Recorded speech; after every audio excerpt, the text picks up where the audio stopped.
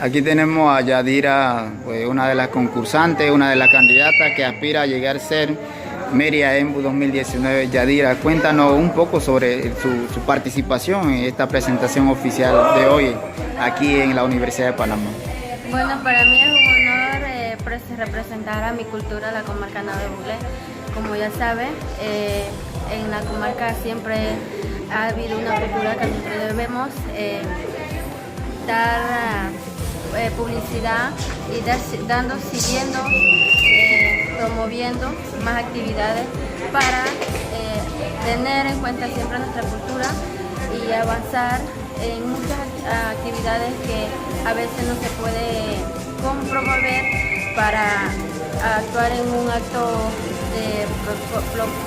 protocolaral en la que hay muchos espacios donde no se puede llenar con nuestra cultura porque tienen muy abandonado nuestra cultura, y eso es lo que nosotros como representantes de las candidatas de las Mérida 2019 tenemos el placer pues de presentarles sobre la cultura novel.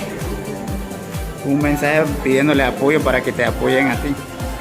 Bueno, para mí ustedes le pido muy apoyo para que me apoyen, y se lo agradecería de corazón que me apoyaran en muchas, lo que es idioma, danzas, en las que poco se ha conmovido en nuestra cultura, las que ya se han ido dejando, y para mí fuera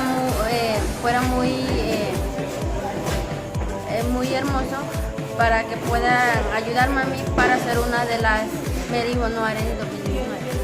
Muchas gracias.